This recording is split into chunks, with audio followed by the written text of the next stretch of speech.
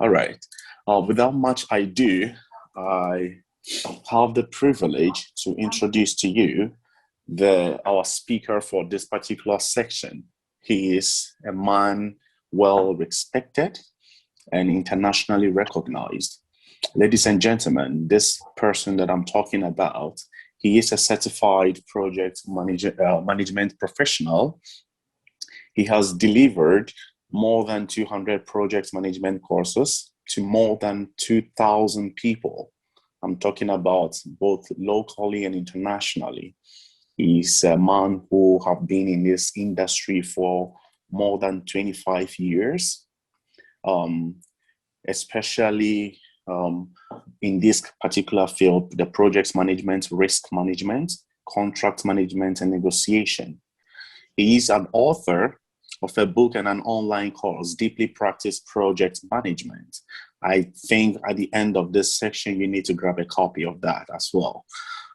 He has also managed projects in the domains of organizational improvement, business processing, system integration, software, construction, real estate, research, training, you can just name it. So like I was saying, if you are here, I will really admonish you, grab a pen, get a notebook, and make sure you write as much information as you can possibly. Ladies and gentlemen, I'm talking about none other person than Mr. William Stewart.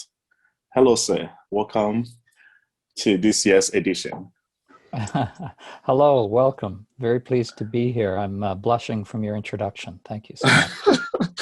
You are very much welcome, sir. So we are very much honored to have you here with us, and we can't wait to hear from you what you have with us to share with us. And so, sir, please, the platform is yours. Thank you very much. Thank you very much, Victor. Hello, everybody from Ottawa, Canada. Thank you very much to IPMA, Gecko, and all the young project managers for inviting me to speak. There is 3 feet of snow outside my window, but the days are getting longer and brighter.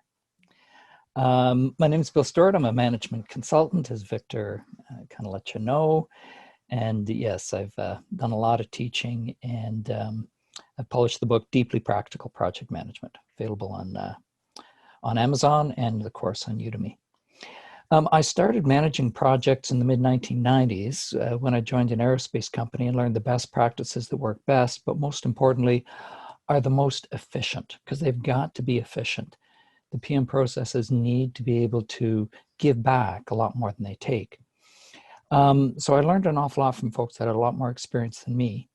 So I want to give you a few tips on communicating and managing virtual teams. But then my main purpose here today is to tell you what I think is a very important story about a time I was once asked to do something impossible by my management, and how telling the truth ended up saving the project, my management, the team, and me. So first, some tips. Canada is a quite multicultural country, a lot of space, not enough people. And I've managed teams with people who are English, French, Asian, Indian, Arab. And while there's definitely differences in cultures in different parts of the world, my advice to you is to focus on individuals first. They say a good project manager is a leader, but they're also a coach. And they say a good coach puts round pegs in round holes and square pegs in square holes. They treat people as individuals based on the characteristics and skills of each person. So my advice is to look beyond any cultural patterns, which definitely do exist, and understand each person on your team as an individual. Get to know them, talk to them, find out what they're interested in, what they're like, so you can communicate with them most effectively and get the best performance from them on your team. And above all, be direct and honest at all times, as we'll talk about in a few minutes. People have an X-ray power, a special magical X-ray power. They can see through you, and they can tell if you're not honest. There's no faking this. So you have to be honest to be seen as honest, and then you will get the respect of your team, and they will perform for you. On virtual coordination, I've managed projects with team members in Ottawa, Toronto, Montreal, Colorado, Florida, London, England, and managed a small cloud computing company that was entirely virtual, with everyone working from their home office. So I have three pieces of advice on this. They're very common sense, but they're important, of course. First, make sure the roles of each person on the team are clear. I've had the most success simply by making clear who is responsible for what deliverables. And not just the end deliverables, the little deliverables that the team members have to create and deliver to each other to make the project happen. You can write comprehensive roles and responsibilities descriptions, but they can be confusing, they take a lot of time, and they get out of date fast. It is a lot simpler to make clear who is leading each deliverable of the project, the site survey, selecting a contractor, doing the site design, and creating the website, etc. Knowing who is responsible for the work outputs makes so many things in project management simpler. So be deliverable oriented. All project managers really see are the deliverables. Second, of course, have software tools for virtual collaboration. And there's lots of these that can work. I'm sure you probably know more about them than I do. Messaging systems, forums, etc.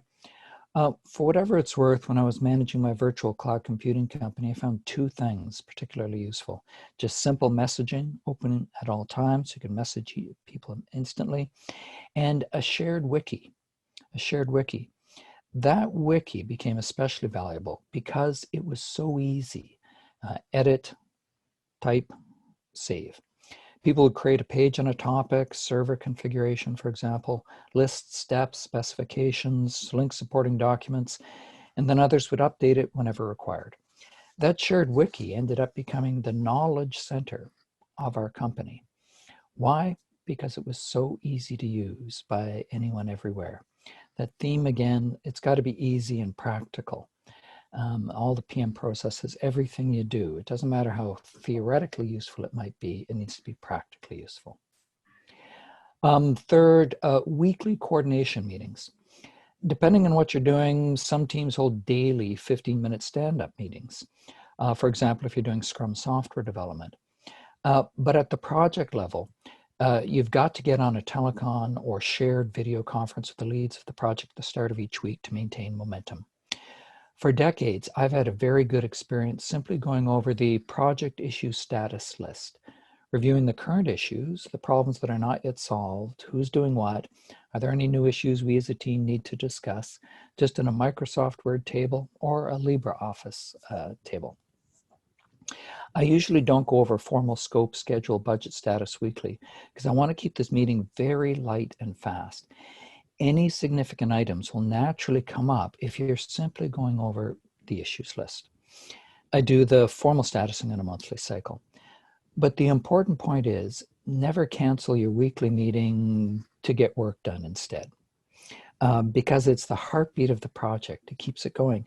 Hold it even when you don't think you have a need, because almost every single time you'll find there will be conversation about items you didn't know about. The trick is to keep it to an hour max. And if you do that, it's only 2.5% of a 40-hour week or less than 3% of a 35-hour week. It's very, very cheap insurance to keep your project on track. So make sure you formally coordinate at least once a week, even if you think things are going perfectly, by voice, preferably video conference, with all the lead members of your project, not the all hands necessarily, but the lead members to maintain schedule momentum. Okay, so now let's talk about truth. Let's talk about the importance of T3, tell the truth. That's really the number one responsibility of a project manager. We need to play our role on projects. We need bosses. We need sponsors. We need other people to make decisions about capital allocation, prioritization. Our job is to get things done and to tell the truth about it. And if those two roles never cross, if we tell the truth of what is needed to get something done, and our bosses don't try to tell us how much money and time things take, then it works well. So an example, you may have been in this kind of situation, many of us have been, where I was once asked to do something impossible. I was brought in to save a project. supposedly I was going to save it. It was a 2-year project. It was at the 1-year mark. It was off the rails, and I was asked to come in and save it. It was a fairly small project. It was 7 software engineers and me, but it was really, really important because it was part of a larger program, hundreds of millions of dollars across the Canadian government, other companies. And if it didn't get done, it was going to be a big, big, big problem. So I was brought in to save it. So I came in and I just turned the project management planning crank. We had a good objective. We had a good set of requirements. We had not identified the deliverables, all the little deliverables that everyone needs to do and pass to each other.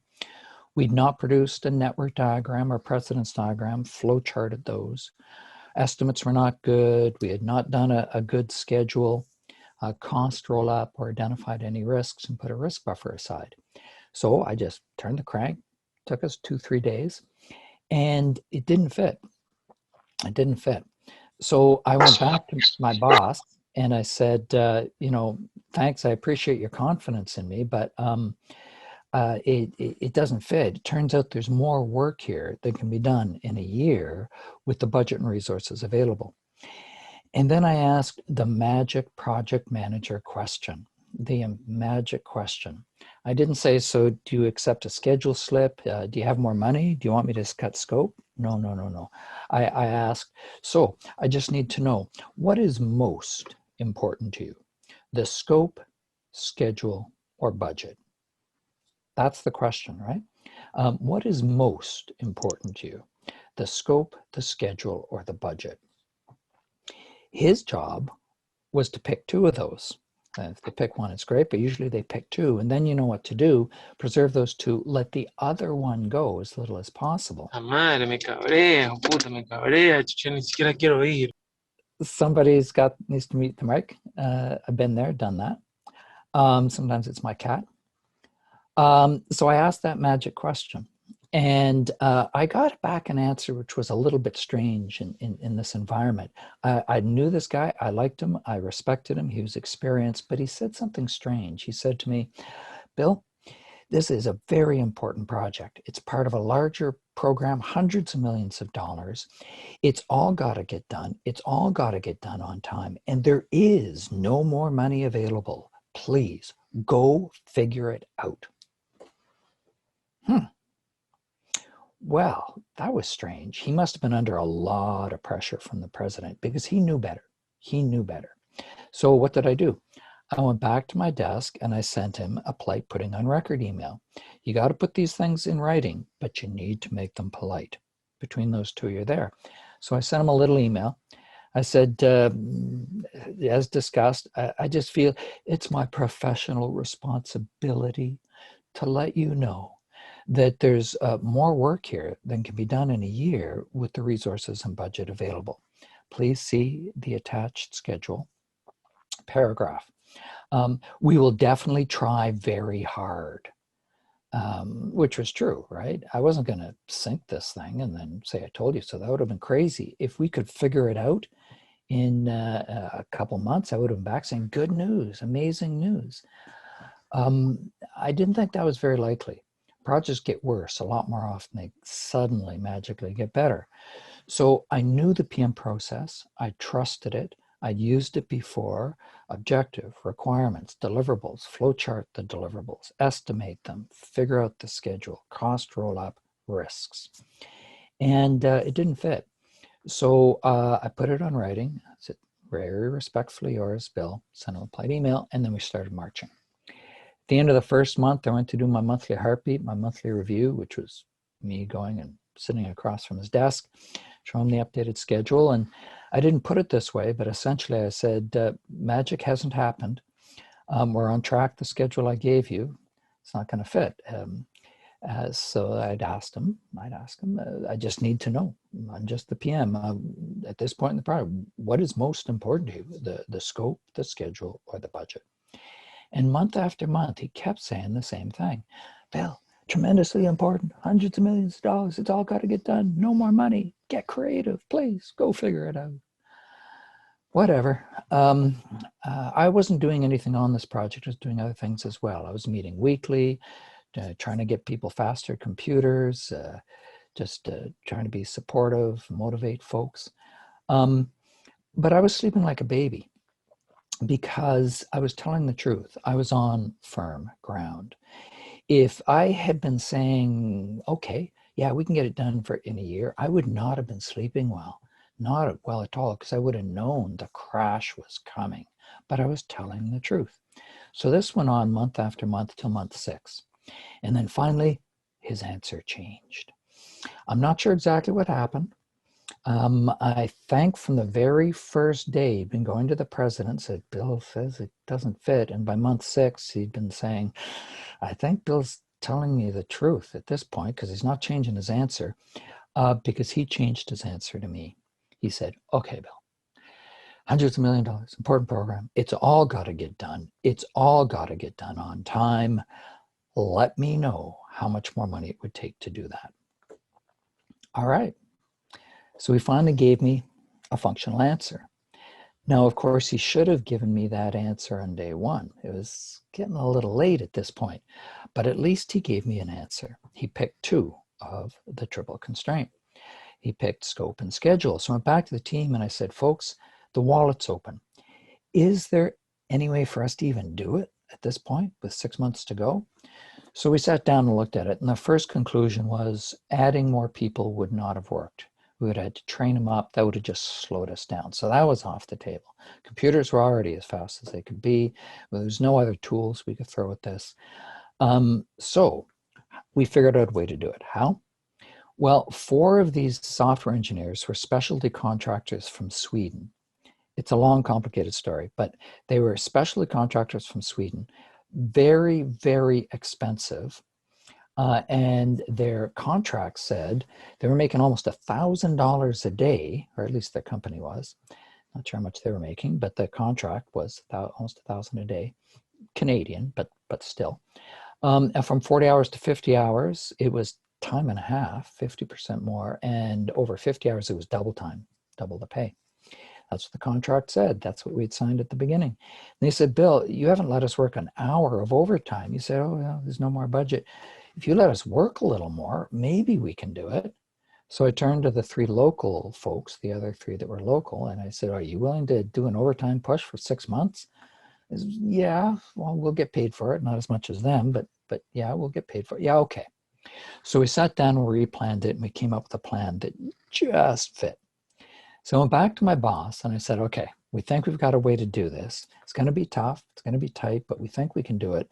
But I just need to let you know it's going to be a lot of overtime costs. And because of the way the Swedish contract works, it's going to destroy the budget. It's absolutely going to destroy it.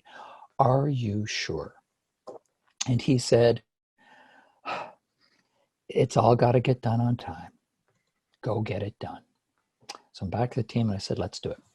We started marching. Month 7, we're on track. Month 8, we're on track. 9, 10, 11, we're on track. I remember month 12, we were supposed to deliver on a Friday, and Thursday morning we still weren't done. I was so nervous. And we finished Thursday at lunch hour, and we delivered and we shipped the software off at 1 o'clock. Just barely made it. It was hard on them. There was some 75-hour weeks. I felt guilty. Not that guilty, considering how much money they were making. They all went on 5-week vacations, but still, we just made it. Okay, 3 key takeaways from this. First, it would have been very easy for me to buckle under the pressure, wouldn't it? I was brought in to save it. Bill, come on in and save it. Very easy for me to have said, oh, don't worry. I'll take care of this. Don't worry. Got it under control. Don't worry about a thing. Okay, team, you have to do something that's actually physically impossible. And that wouldn't have worked, would it? Month 2 at the most, 3 maybe at the outside, I would have been back to my boss saying, turns out we're not going to make it. I've been lying to you. Oh, and you've been lying to the president as a result of me lying to you. But I didn't do that because I'd been in situations like this before, not quite this intense, this much pressure, but I've been there before, and I knew that simply telling people that you can get things done when you can't get things done doesn't serve anybody, and it's not good for you and your career, because sooner or later the truth is going to come out.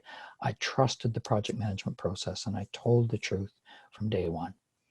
Second takeaway, that project was considered one of the most spectacular successes our company ever did. Small little project, but it was really important. If we had not got it all done on time, the repercussions in our reputation would have gone on for years. But we did. We got it all done on time. That was the best possible outcome in the circumstances. I brought that project in to the best possible finish in the circumstances. And people recognize that. Spectacular success. Third takeaway. The very next thing that my boss did was promote me to be functional manager of all the system engineers and software engineers in the company. 55 people in my functional organization. Why did he do that? Because I protected him. I told him the truth. And senior management, if they're professional and experienced, they're starved for people that will tell them the truth to keep them out of trouble with their bosses. See, everybody has a boss, and we don't often see these conversations, but what our bosses really don't like doing is going into their boss's office and saying, I'm sorry, I was not telling you the truth. I just found out from the team we can't get this done. But you assured me. And I went and assured the press, potentially, that we could get this done. This is a disaster. And those conversations usually happen at the last minute if you don't tell the truth early. So I didn't do that. Senior management needs people around them that will tell them the truth. So my advice to you is keep those two roles separate. Your job is to T3, to tell the truth. You need to try. You need to try everything you can. You need to see if you can get creative. Sometimes if you're given a challenging schedule and budget constraint, you can figure it out. You can find a way to do it. It's very satisfying. You need to do everything you can, get people together and talk it through. But if the project management process indicates that there's not enough schedule and budget to get the scope done, then have the courage to T3 and do your job as early as possible. Ask that magic question. We can do it best possible from here. I just need some guidance, need some direction, need to know at this point what is most important to you, the scope, the schedule, or the budget. And then let them do their job of picking which two are the most important. Maybe they're fine with the schedule slip. Maybe they've got some more money they weren't even telling you about. Maybe schedule and budget are tight, so you need to find the least amount of most expensive scope that you can move out to meet that. They will decide what those priorities are. That's their job. And if more money is needed, that's their job to go find it. Then everything works. T3, tell the truth. It's the best you can do to protect your team, your boss, the sponsor, and the customer at the end of the day, and your career. Just make sure you're always polite about it at all times. Just be polite about it, and then you're there. So there's my advice. I'm very happy to take any questions on anything at all, what we've talked about, or anything else on your mind for that matter.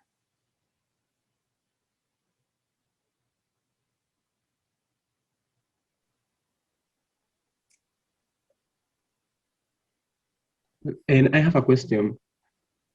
So is it being honest didn't anytime cause you any type of trouble? You know, here, for example, it sounds pretty easy to tell the truth, but with that pressure, being that honest didn't cause you any trouble managing any kind of problem. I honestly can't think of anything that comes to mind, but I can think lots of examples of the obvious. In the organizations that I learned a lot of this from, we went through a lot of mergers. It was a very difficult time. And when there's mergers, typically that's followed by a lot of layoffs. And there was a lot of politics. And the way I dealt with that was I just said, you know, you guys go do that. I'm going to go work on projects. Go give me the toughest, hardest project possible. I'm going to go focus on that, spend all my time on that. But what I saw around me was I saw a lot of people playing politics, a lot of people telling untruths, because I'm not going to blame people necessarily. They were insecure, and when people are insecure, they will become very human and succumb to human weaknesses. If I didn't, I think it's because, among other things, I knew the consequences would be so bad. I wasn't worried about the consequences of telling the truth. I was worried about the consequences of not telling the truth.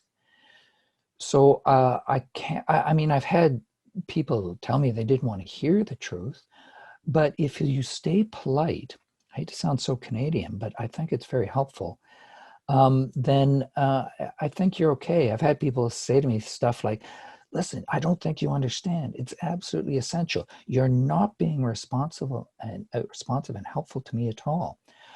Well, I honestly, I just want to tell you the truth. I don't want to lie to you now and fail later. If I make a commitment to you, I want to make sure I can actually follow through.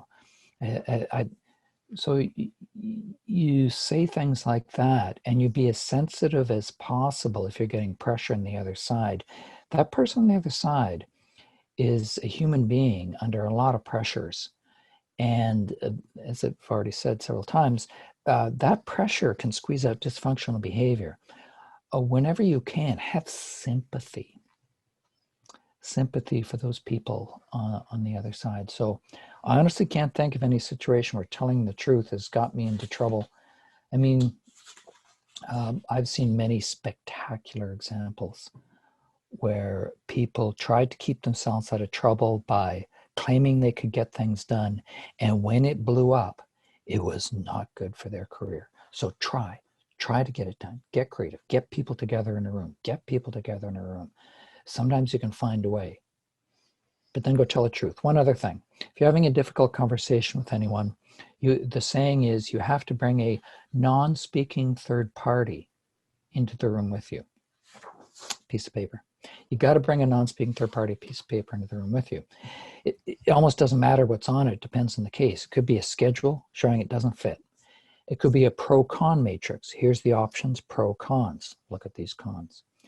It could be just a list of bullet points, but you've got to have a piece of paper. Otherwise, it's a very subjective, personal discussion, and that can go on for a long time. And instead of doing that, you need to have this piece of paper. So even your body language is aligned. Now you're both aligned. You're both looking the same way at the data on the piece of paper. Two pieces of paper, one for them, one for you, but put one down. So that's my answer. So I see some in the chat here. I'm not very good at chat, but I'll try to go through these. Are those lessons learned part of your book? The book is end to end. What I found was that the PM Bach from the Project Management Institute is unreadable. If you have trouble sleeping at night, it's going to help. That book is designed to give you the terminology and process definitions to pass the exam. Now, the processes by and large are correct, but you can't figure them out. So the book is taking all of my experience and my interaction with teams and classes and helping companies and putting together a cookbook, an applied implementation description of how to do this. And it's linked from deeplypracticalpm.com. It's also, if you just search, I'm sure, Amazon for Deeply Practical Project Management, you'll find it. It does not talk the way I have. This story is not in that book, but it does talk repeatedly about T3, about telling the truth. It worked for me and made my career. Fernando Gomez, how can we communicate the truth to a boss or product owner who doesn't want to hear the truth and keeps forward with the catastrophic project? Do it politely. Send a putting on record email, but make sure the word thank you is in there. As discussed, here's the data, here's why it can't be done. Really appreciate anything you can do to help. Thank you very much. Put it in writing. Senior management sends these putting on record emails to each other hourly. They don't get upset at those things. It's a professional thing to do, and they're usually not polite. So if you're polite, you're doing better than senior management. Have a non-speaking third party, make sure it's data-based. And then my advice is, if none of this stuff works, sleep well at night. You've told the truth. You put it in writing. Big bosses ever come down and ask what happened, you can go print. I let them know what we needed. And one other thing, and this sentence is in the book, there's a magic sentence the project manager can use, which no one else can use. If you are the project manager, the lead, the person who's accountable, if things go wrong, you're going to have to explain why. That gives you a lot of courage and a lot of power. And there's a key sentence you can utter. That sentence is, if we want this project to be successful, then I need whatever it is you need. It might be, if we want this to finish on time, stay within budget, meet the client's expectations, or just be successful, comma, then I need the team dedicated for the next 4 weeks. Are you crazy? That's impossible. That's not going to happen. Well, that's not my decision to make. I can tell you, if we're going to make the deadline, I need them dedicated for the next 4 weeks. Or I got to have a decision made on this by Tuesday at the very latest. We've been talking about this for the last 6 weeks. I don't have any slack left. If we want this project to finish on time, I have to have a decision made on this by next Tuesday at the very latest, or we're looking at a day-for-day slip in the schedule. I'd really appreciate anything you can do. Back to desk, put it in an email. Really appreciate anything you can do. Thank you very much. So use that sentence. Don't bluff it, but use it. Because people know if the project is not successful, doesn't finish on time, etc., and anyone ever wants to know why, they're going to come to you. It's great to be the accountable person. And they just know the potential that you're going to say, well, I let them know, and look, print, I need a decision made by Tuesday. I didn't get it. So that's why we finished 2 weeks late. Just that potential will double, triple, quadruple the chances of you getting it. So I see other chats here. As I said, I'm not great at this, so let me see if I can go back and get them in the order they're coming in. How do you make your people, the team, you tell them. You tell them, okay, folks, I've got your back. First, you need to be supportive. Sometimes project managers need to be firm. They need to make decisions, and so on and so forth, but have their back. Here's one important piece of advice to you. Never frown when someone brings you problems. It's a lower level management style to get mad and frown. Might work for a little while. It's a higher level management style to say, thank you very much for bringing that to me. Okay, so what do you think we should do about it? You have no idea? Okay, let's get a team together and let's talk it through. I bet we can find a solution. Let's get together, find someone else that's run into it. Never frown. I've always made it a practice to laugh. Doesn't matter how big the problem is. We just baked all the servers. Oh. Okay, so what are we going to do about it? In the book, there's the Ford Alan Mullally story. In the interest of time, I'll just leave that there. But Alan Mullally brought Ford around from losing $17 billion a year to making money in 2 years. And the way he did it was being supportive, thanking people for bringing them problems. Timea, truth can be subjective. Sometimes providing suggestions or honest opinion doesn't mean we all see it the same way. Well, it's very possible. I mean, everything is case dependent. I guess what I'm saying is, to the extent that you do know, for example, if you've put a plan together, you know all the requirements, the scope, you've taken time with the team to figure out how you're going to do it. What are the little deliverables you're going to pass to each other? You did do a network diagram, precedence diagram. You flow charted that work, one of the most useful tools of all. Then you came up with estimates somehow, figure out how long it is. And if that doesn't fit, that is the truth as best we know it at this time. One of the sayings in PM is the number is the number. You cannot make things just happen faster and cheaper because management wants it that way. You need to try. Remember, I keep saying that. You need to keep trying. Maybe there's things you can do in parallel. Maybe I've been in that situation and I have made it faster when I've been asked to. But at some point, you can't. So at that point, you should have the courage to tell the truth. You can say things like, we got the team together, we analyzed this as best we could, we put together the best and fastest possible plan we could, cheapest possible plan we could. It's bare bones right now, honestly. We don't see it happening any faster or cheaper. And there's some risk it could be longer than this. This is our best and professional advice to you. I just want to tell you the best truth that we have at the time that we have it. So that's the best answer I've got for you on that, Timea. Make it data-based, bottom up. Hi, Bill. Can I ask you a question? This is Robert speaking. Yes. So I think that this will be beneficial for everyone who has not been in the let's say project management for as many years as you have. But I'm looking for your opinion about what really sets aside a project manager and a good project manager. What would be one area that you would really recommend to focus on to really step up between everyone else? And as an example, I would put forward, let's say, the ownership for everything that's going on, and really putting yourself forward as a project manager and solving everything that's going on. What will be yours? And Okay, good question. I'd wish I had a couple hours because I'd give you as many answers as I could to that. But if I had to boil it down, I would say this. Be a good servant leader, by which I mean to say, yes, you're ultimately accountable. You're responsible. You sometimes need to make hard decisions. Some of the hardest decisions I've ever had to make was to realize that one of my team members did not have the skills to do a job. And I tried all the training, mentoring, I tried everything else. And I had to say, listen, I need to find something else for you to do. I needed someone else to do this. You need to sometimes make hard decisions. However, I would say first, support your team.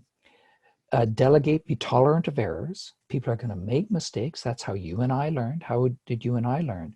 By taking longer and not doing a good job the first time. That's how I learned. That's how they're going to learn.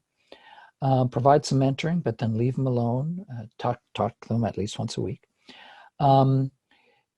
Delegate, motivate. This is worth it. How are we helping somebody? This project is helping somebody somewhere, some customer, some client. How is this helping? Communicate that and have as much fun as possible. It's really, really important. Have fun, support the team, let them know you've got their back. Fight with the organization to make sure you got enough schedule and budget so that they're not downloading the stress. Take the stress onto you. Never let people get upset, the people on your team. Go tell them, look, please come to me. I'm the person here to get yelled at, not my team. I really want them to focus on doing the best possible job for you. Have as much fun as possible, because the more fun the team is having, the more they see you are a good boss. You will protect them from others in the organization. You will congratulate them, and you'll do it when you're alone in a hallway, when it's obviously sincere. The more fun they will have, they will pick up the project, run with it, direct, scope, schedule, budget, performance. They say a good boss is inward looking and outward looking. Inward looking, so here's what we're going to do. Are we organized? Do we have a plan? And then outwards looking, keeping the rest of the organization off their back so that they can go work. So if I've had success in my project, I would say that would be the number one reason, because I genuinely cared about the people. I recognize they're all different individuals, kind of going back to how I opened this. look past cultural things. What are they like as individuals? I wanted them to succeed. I wanted them to succeed when they were well past the company. I've helped people get jobs with other companies and then other companies again. It wasn't just about where we were here. And then they will perform for you. So if you can strike that balance between being clear, decisive, occasionally firm, doing what's needed to assure success, and genuinely caring for your team, having their back, and putting in place pizza Fridays, or if you're co-located, doing as much things that are fun as possible, that will really help take your team up to the next level of performance.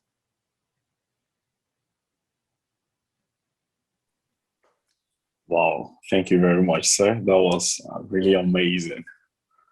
I believe that I've really learned a lot. That's it. One last question before we proceed.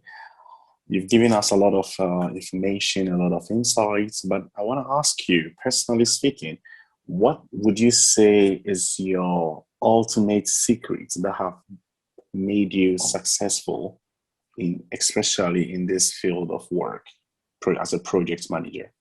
What would you say is your ultimate secret?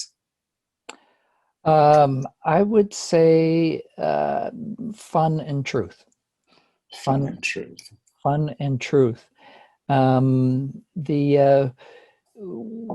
here on this planet at the end of the day to make things better, to take a troubled world that's been given to us and to make it just a little bit better and pass it on so the next ones can make it better and better and better. And so it's not about driving your team into the ground to make money, etc. It's important that people have fun, that we enjoy our time here on Earth, as long as you strike that balance between being firm and decisive and occasionally making hard decisions if needed. And second, telling the truth. And that can be hard sometimes, but I don't see any other real way to live if you want to sleep well at night, and if you want to feel that your time spent here has been spent productively. That's the best I got for you. Thank you very much, sir. That was pretty amazing. I'm already seeing a lot of comments on the chat room saying what is one of the best speeches we've had so far. Thank you really very much, sir. I really enjoyed it, and I made a lot of note as well. I really like the fun and the truth. I believe my project manager is listening. Pizza Friday. Absolutely. Yeah, that's very important. Thank you very much, sir. We really appreciate your time and everything that you've shared with us. Is it possible if any of us want to get your book, how are we going to be able to do that? Yeah, absolutely. If you go to deeplypracticalpm.com, okay. There's a link there for book, and I'm pretty sure, I tell you the truth, I haven't looked at my website in a while, but there's a link there to Amazon, and you can get it there. Enjoy. Thank you very much. All right, ladies and gentlemen, good morning, good afternoon, good evening, wherever you're located on this planet. We've come to the end of this session. I will really encourage each and every one of you, whatever team that you are in right now, I want to really give you all the moral support that you need to succeed. I can't really wait to get to know the best team after this year's edition. I want to really say thank you so much. Without you, we wouldn't have Gecko. So your presence is really highly appreciated. Thank you so much. One announcement I will make for of us is that we're gonna have a midnight toast. Okay, so please, you are most welcome to join the call team members. If you're available, the link also there. You can join us. We'll really appreciate and love to see you there and just have fun. As Mr. Bill rightly said, let us have fun whilst we are going through the process. So you are welcome, warmly welcome to join us. Midnight toast. And then let us also try to encourage our team members in order to get our projects done on time. Thank you so much, and see you in the next session. All right.